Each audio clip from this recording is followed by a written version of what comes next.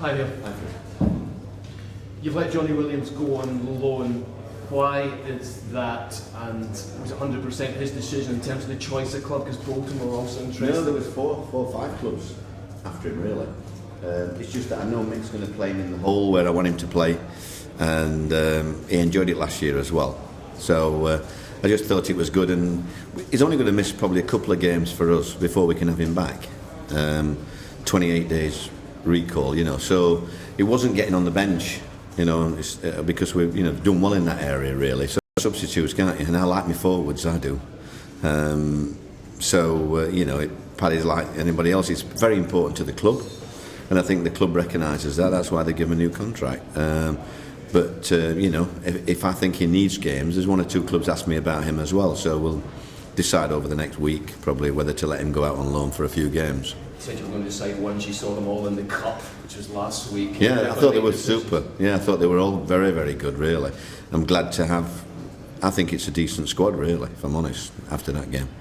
What about the others that are either being unused on the bench or they're not even making the Premier League squad now, like Hangland and the one or two that played in the 21s during the week, like Andrew Johnson, and you've got Keith that's not the 25-man squad. He's been injured for 6 weeks. Okay. What about the others then? Bannon, yes. I mean, forgot him. Have they come to you and said, I want to go out, boss, this is no good, I'm not even making a bench? No, everybody wants to play football. That's the job of being a manager at this level, really. You've got to try and keep people happy. Eventually, if people aren't happy, then you let them go anyhow. Are they happy not to be playing, not even making the bench? No, they're happy to be playing, but they can't get in. They're not daft, When you win games, when you lose games, they bang on your door, don't they? But Is that not reflecting their ambition? Surely they should be knocking your door saying, I want to go on loan, I'm not even making the bench. Well, where would they play? Any of them. Where would Angland play? Where would Bannon play? Where would anybody else play in the squad at the minute? I think you've got to pick your time when you knock on the manager's door, if I'm honest. What have you said to Angland? Because he had choices in the summer, he was a free agent, he's come here, he started... the first couple before you arrived, but then he's not made the bench in 3 of the 4. So what can you say to him? You pick a side and they do well, and you keep him. He's a pro. He was the first to congratulate me at the weekend with the result. He trains very, very hard. We organise games. People, like next week, we'll definitely have a proper game on Wednesday for these guys, because training's not. They've got to do more than train. They've got to have games, and Andy Johnson's the same, So we've got to make sure we keep on top of the looking after those. They're as much as important as what the first team that's actually turning out at the moment is, because we're going to need everybody between now and the end of the season. And what have you said to Barry Bannon? Because he's one of the most enthusiastic players. He wants to play, he wants to train, he wants to do everything. If he's not kicking a ball in a match, he must be so frustrated. Well, I think it's the same I've said to Barry Bannon as I've said to, as you just mentioned, Brett Angland and Johnny Williams and you name it. It's the same conversation, really. They all want to be playing, but unfortunately at the moment, you don't change a winning formula.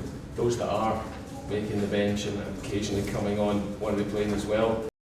How did he react to not coming on there against Leicester?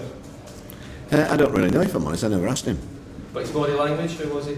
Well, his training's been... The lads have told me yesterday that's probably the best they've seen him train this week. He's really getting sharp again, so... There was no split the dummy then, that was it? He just... Not that I'm aware of, anyhow. Okay. What's pleased you the most in the start you've made? It's 5 games unbeaten, 1-2, drawn 3. What's going well for you the best? I just think it's I've always known they've got a good attitude, the players, and we've just worked very, very hard, and I think we just managed to get a couple of players in before the window who have, I think, been very important to the squad as well. And it's the willingness that they want to learn and listen and work hard for each other. That's what's pleased me more than anything. What do you think is possible this season? Because you're sitting 9th at the moment. I know it's early days and so on. Yeah. I wish the season was ended now. See what you can do. Yeah. But what do you think is possible this season? Well, I think as a manager, I've come into it to enjoy myself. I've got to say, at this stage of my life and my career, I think that's what I want to do. And I want the players to enjoy it if I can. And as long as they give me everything, which they have done since I've been players, because they know they're trying their hardest. And, they had a difficult start to the season, losing the manager and the first couple of games. But then we worked very, very hard, and we're getting the rewards. What about rewards away at Hull? How testing, how challenging is that going to be? It'll be as tough as they come, really. I mean, I know Tony got the manager of the year, but I thought Steve Bruce, for me, was head and shoulders last year, the best manager around. To get a club like Hull very comfortable in the Premier League and the FA Cup winning, into the FA Cup final, I thought was fantastic. And I was fortunate to cover the final for BT, semi-final and the final for BT Sport. And so I had a good chat with Steve on a few occasions, and I think he's done an incredible job. And I think he's got fabulous support from his chairman. I know there's criticism of his chairman, but wow, there's not many more teams in that bottom half that's put more money into the club than the chairman. I think he's done fantastic for the club, and they've bought some very good players. Just one other thought, Andy Johnson. Where are you with him in terms of? He's on the what's the word? He set himself a target, and he's on that to getting fit and trying to get. He managed to have half an hour against Newcastle in the cup, and that's why we're putting these other games on for him. But at the minute, I can't get more than 4 forwards on the bench, if I'm honest. I think that's enough, really, at the minute. What about the rest of the squad? Any other injuries? No, nothing untoward. And obviously, we got 2 more sessions before the game. Anything can happen in training, but it's like anything else. When the results are going quite well, you don't get as many injuries. You don't seem to pick up as many. I think the squad. That's why the Newcastle game was important, because the squad, it showed me that we have got people that can come in when we do get injuries in certain positions, and without changing too much around. And also now we've got Chamak fit again as well. So to have Dwight Gale, Chamak, Doyley, on the bench, and Wilfred. I mean, it's a manager's dream, really. I was going to say, with Chamak, is he ready to play 19? Yeah, definitely. Yeah, he could have played last week. We kept him off. He might have played the week before at Everton, but we just felt it was a little bit too soon and not worth the gamble. But he's available now, and he's done very well in training this week. It's obviously early days, you don't want to talk about the league table too much, but is sort of surviving relegation still is that it for you? Absolutely, yeah, absolutely. I think apart from the top probably 4, you don't get carried away. But it's nice to get as many points on board as you can early doors. Neil, Hull's defensive record this season, in the last few games they've conceded quite a lot of goals, quite similar to Everton really when you made the trip to Goodison a couple of weeks ago. Will you look to play like a similar type of attacking, kind of counter-attacking style to maybe expose the defensive frailties in Hull's play? I think Steve's got, I think he said 1 or 2 things, hasn't he, about he'd like to get back to the, they very rarely gave goals away at all when they played 5 at the back, 3 centre halves and what have you. But he's brought very good players in, so it's like anything else. You try and bed them in as best you can. And such an early, we've only played 6 games. I'm sure he'll have more idea about his new players and how they're going to fit in and what systems he can play. I don't think Steve needs me or anybody else to tell him how to. The only thing is they have scored more goals, and it's getting in between the devil and the deep blue sea, really, isn't it? Whether you can keep it close, your goals against column and still create. It's one of those things, but it's always tough up there. And whereas last week I don't think anybody expected them to get a result against Man City. I think everybody will expect them, the punters and every bookies and all that will expect them to get the win that they want really this weekend. So we know that we're up against it, but I don't think we can change the way we are really. And just a word on Yannick Bolasie as well. I mean, he's got off the mark now in the Premier League. Has he set himself a personal target to score more goals, or have you maybe said to him, we need more goals from the wide? Well, I hope he scores again before Christmas, if I'm honest. That'll double his tally from last year. But when I saw training yesterday, I'm not over-convinced that will be the case. Okay. Neil, just with Johnny Williams, obviously you mentioned earlier on that a lot of players are going to be here before the end of the season. Do you think he's A lot of players, sorry. You said earlier that a lot of players in the squad are going to be needed by the end of the season. Yeah. Johnny Williams is a player that will still feature. I thought he did ever so well against Newcastle, yeah. And I think he can just change a game. So, Johnny knows how much I think about him. But I'd rather him be playing a game for Ipswich or anybody else than sat in the stand watching us play on a Saturday. So it's an important season for him.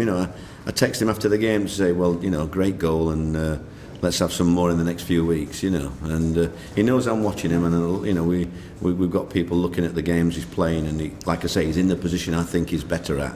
So it'll be interesting how he does. So he's very much in your long-term plan. Absolutely, yeah. I think he's got to be a very important player for Palace long term. Neil, you've the international break's just coming up.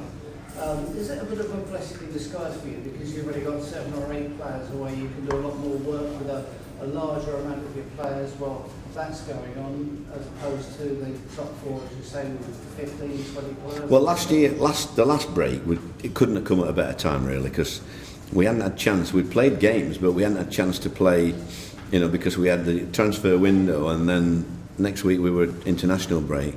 So we didn't really have a chance to work on the team in general, you know, the back 4, etc. Whereas we worked very hard, and they got the rewards in the last couple of games, really, in that respect. We're very fortunate that we have a back 4 intact, so we can work on the back 4. Unfortunately for them lads, they seem to be working a bit harder in the international break, but it does give us a great chance to work, you know, with extra training with the back 5 in general. Because of the international call-ups, and I think it does help, you know. I mean, I've got players, I think, in the back 5 that could quite easily get called up, so I'm quite pleased that they're not. Where do you stand on this debate between club and country? The example of Sturridge at Liverpool this week, Brendan Rodgers is almost saying that he might play on Saturday, but he won't be available for him.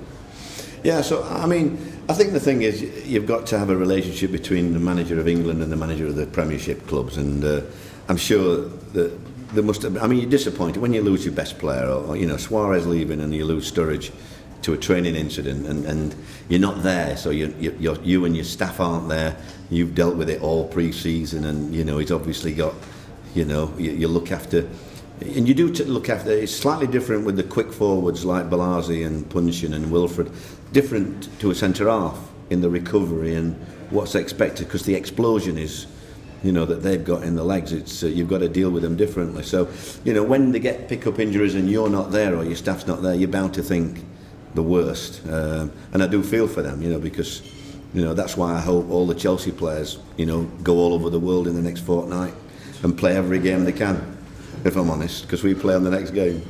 How much communication do you have with international managers before they go away about, look, he's got a little bit of a knock, he's been carrying it for a few weeks, just go easy in training, or this is our specific training programme? Did they take that on board? I think so, yeah. I spoke to Chris Coleman about Joe Ledley when I first come, because he didn't play the game before the international break, and yet he went to play on that plastic, whatever they call it. Yeah. And I did speak to Chris, and he was very sensible. You know, I said to him, look, I've never heard of a player not injured not playing for a club be allowed to go away on international duty, you know. But Joe's a very good pro and Chris is a good manager. So I just said to him, listen, you're in charge and you can decide what's what, but I just wanted to know, you know, there is 100% before you do anything with it, because of his injury, and you know, I don't want him to pick things up when he probably shouldn't have even been going, you know. I'm sure if we'd have wanted to, we could have stopped him from going, you know. But I think, you know, you talk like that, and I think they're sensible guys, you know. I mean, in Roy's case, and no disrespect to San Marino, but if you're going to rest a player, you know, I think we could, you know, we should be able to beat San Marino, shouldn't we? Crystal Palace should be able to beat San Marino. Okay, Rick,